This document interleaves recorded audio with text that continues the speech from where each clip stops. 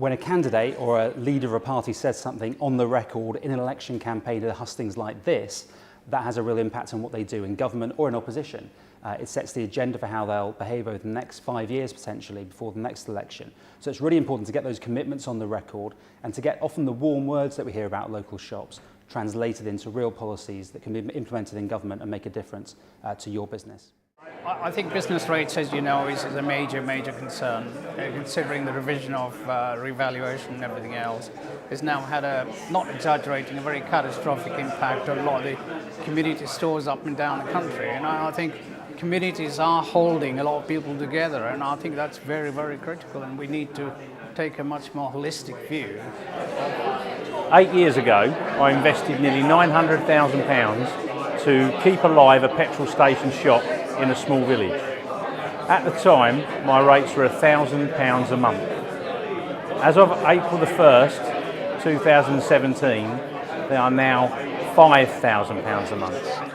What will the candidates do to make the business rate system fairer and not penalise those who wish to invest? Thank you. We said we'll introduce a statutory annual revaluations to stop businesses facing periodic and unmanageable hikes on a regular basis, and we'll guarantee a fair and transparent appeals process. We'll bring forward the CPI indexation so that businesses aren't paying more because of how inflation is measured. We have a system now that really penalises our high street shops versus internet retail global players, and that cannot be allowed to continue. I think there is a place for property taxation, business property taxation within our overall system. But there are challenges with business rates, is absolutely right. I do agree with John, actually, is that there is a need for more regular revaluations. I think the 5 years or the 7 years we just saw does create those sudden jumps. But on a more fundamental reform, actually, it is right, we do need to look at those internet retailers and find a better way of taxing them. And what we've promised in our manifesto is that we would have that review to look at that. With the vacancy rate still at over 11% across the UK. Now the question is, what will the candidates do to encourage people to shop on their local high streets and town centres and support the businesses trading in these locations? We need to move much more back to local decision making, and rather than the inflexibility that we have today, so that areas can identify what their unique selling point is, what their local community wants, what will bring the local community out onto the street.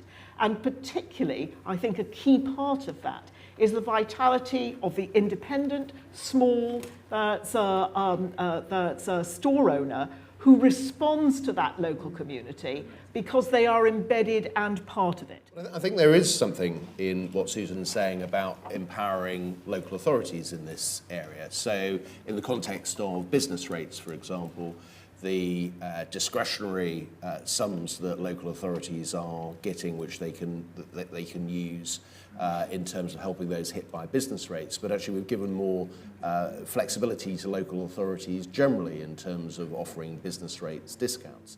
Talking to my local convenience stores and local high street reps, basically a couple of things came out. One, I have to say, security has become a real issue. The loss of safer neighbourhood teams, the loss of particular town centre policing teams as well has become a real issue. It's happened right the way across the country, not just my constituency. So the second issue that comes up in my patch, it might be in yours, is where the local bank branch closes, actually it then starts impacting upon the rest of the high street.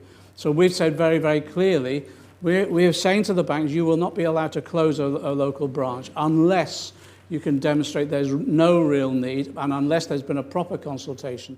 It's a really good debate. We'd like to take part in it, particularly pleased that to the stars of the show here with me, Arjun Mayer and Steve Highland. They both asked questions. Arjun, so you asked about high streets. What did you think about the response? What did you think about the event? I think there was some indication from politicians to do something about it, but I'm not sure whether they had any long-term plans. It was all about transitional relief rather than hoping to change, for example, ratings, etc., local taxation. I think these are some of the things that they really need to have some indication that within 3 to 5 years they will change the system, but it doesn't look that is coming through, really. So Steve, what about you heard on business rates and on wages? What was your impression of what the panel was saying? Well, as Arjun was saying, they're all making the right noises, but I don't think they realise the seriousness of the situation as it is today. That's what I mean, certainly one of the things that came up today from the discussion, and something we've talked about a long time in ACS, is about how the business rate system at the moment, if like you invest in your business, you improve it, the VOA come along and your business rates go up. Yeah. It should be the other way around, shouldn't it? It should be if you invest, if you're employing builders, shop fitters, and you're bringing that service to the local community, you should get a discount on your rate, shouldn't you? You should go the other way around. Yeah. And how ruthless they are. It's from day one. From the day you open your door, they assume that your business is going to be doing double what it was, and it doesn't work out like that. So we thought it was a really good discussion. I thought that all of the people on the panel, John McDonnell, Susan Kramer and David Gauke, were really focused. They really did address the points head on. Don't have all the answers. Not everyone will agree with all their answers, of course, and that's obviously fine. But I thought in terms of addressing the issues, it's a really good discussion. And we're looking forward to the next big ACS political event, which will be in October at the Hustings Community Conference. And hopefully more of the same, we can get further to getting these questions answered.